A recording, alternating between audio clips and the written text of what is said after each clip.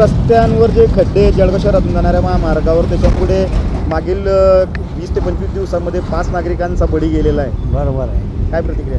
तर हे गव्हर्नमेंटची चूक आहे की जे कामं करतात ते बरोबर करत नाही आणि वेळेवर करत नाही.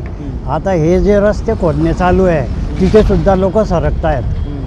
ते जे शिबीनं काढून घेतला आहे आणि ते सिमेंटचे रस्ते करताय त्याच्यामुळे लोकांचं फार नुकसान होतं. गाडी चालवणं कठीण झालेलं आहे. खड्डे बुजले होते ते पण परत येऊन नाही, जे खड्डे बुजतात ते तात्पुरतं सोल्युशन सारखं असतं. 2 दिवसात निघून जातं ते अवजड वाहनांमुळे. असं आहे बुवा. काय मागणी आपली आता? नाही, रस्ते चांगले करायला पाहिजे. ठेकेदारावर गुन्हे दाखल केले पाहिजे. कारण काय आहे, हे पैसे देऊन कामं करतात लोक, त्याच्यामुळे ते व्यवस्थित काम करत नाही. काल जळगाव शहरातून जाणाऱ्या महामार्गावर मागील 20 ते 25 दिवसांमध्ये 5 जणांचा बळी गेलेला आहे. काय प्रतिक्रिया? साहेब, एका महिन्यापासून आपले पारधी ते भुसावळ जाणारा 4 व्हीलर रस्ता बंद आहे. ठेकेदारांच्या निष्काळजी कारणामुळे ते 1 महिन्यापासून बंद आहे. त्याच्यामुळे सर्व ट्रॅफिक जळगावकडनं वळलेले आहे. जळगावकडनं वळताना ते रस्त्यामध्ये खड्डे वगैरे आहेत, त्याच्यामुळे 4-5 लोकांचा बळी गेलेला आहे. हो, त्याच्यावर प्रशासन काही लक्ष देत नाही. प्रशासनाने लक्ष दिलं तर दररोज खरगटलेले रस्ते केले ते सुद्धा सुधारत नाही. लोक आपले ठेकेदार लोक म्हणतात त्यांनी घरातल्या घरातच ठेके घेतले त्यांनी की व एकाच ठेकेदाराच्या घराच्या घरात आहेत आणि जो गावातून रस्ता जातो ते सर्व खरगटून ठेवलेलं आहे. त्याच्यामुळे त्याचं काही काम झालेलं नाही. तरी प्रशासन याच्यावर कोणी लक्ष देत नाही. गुलाबराव पाटील माजी पालकमंत्री गुलाबराव पाटील यांनी अजून लक्ष द्यायला पाहिजे आणि रस्त्यांचे काम संपूर्ण आपले प्रताप भाऊ जिल्हा परिषद सदस्य यांनी सुद्धा लक्ष द्यायला पाहिजे आणि जळगावचे रस्ते सुसवाट करायला पाहिजे. 1-2 दिवस आड बळी जातोय इथं कोणाचा ना कोणाचा.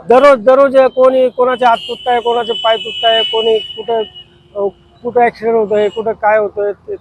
इथं याची शिस्तच नाही आहे. जळगावमध्ये ट्रॅफिकची काही शिस्त नाही.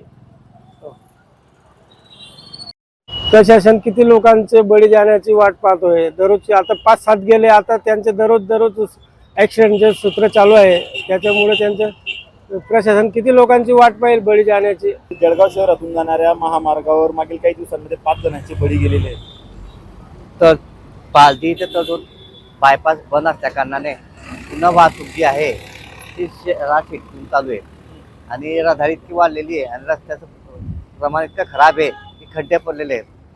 खड्डे बुजवता आणि ते वापस माती बाहेर पडते, गाड्या स्लिप होता आणि मोठे वाहन येतात, त्यामुळे अपघात फार होता. तर माझ्या प्रशासनाला मागणी की रस्ते लवकर ठीक करावे. प्रशासन धीम्म आहे असं वाटतं का? हो, प्रशासन एकदम स्लो चालू आहे. प्रशासन तिकडे नीट लक्ष देत नाही. काय मागणी काय आपली आता? आमचं एवढंच म्हणणं आहे की बाबा रस्ते सुधारित करून द्यावे जेणेकरून अपघात होणार नाही. 20 ते 25 दिवसामध्ये 5 जणांचे बळी गेलेले आहेत रस्त्यावर. इथं खूप अडचण होते. इथं बघा, आता आम्हाला खड्ड्यांविषयी माहिती अशी हवी की बा हे एवढे खड्डे तो खूप प्रशासन काहीच लक्ष देत नाही. हो, काय सांगा तुम्हाला, आम्ही एवढं अडचण येते. माझ्या स्कूल बसेस होत्या, त्या स्कूल बस क्रॉस करताना बी आम्हाला इथले एक कोटेनगर स्टॉप, एक कोटेनगर स्टॉपला स्कूल बस जेव्हा आम्ही हे करतो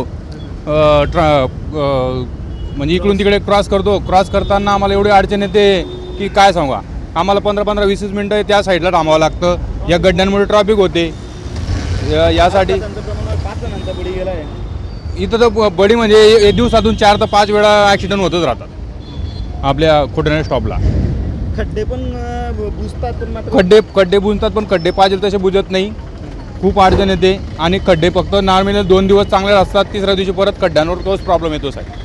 काय मागणी काय आपली आता? आमच्या मागणी असायची की खड्डे बुंजा, पण जरा व्यवस्थित बुंजा की जरा 4-6 महिने जास्त दिवस टिकायला पाहिजे. तेवढं टिकत नाही.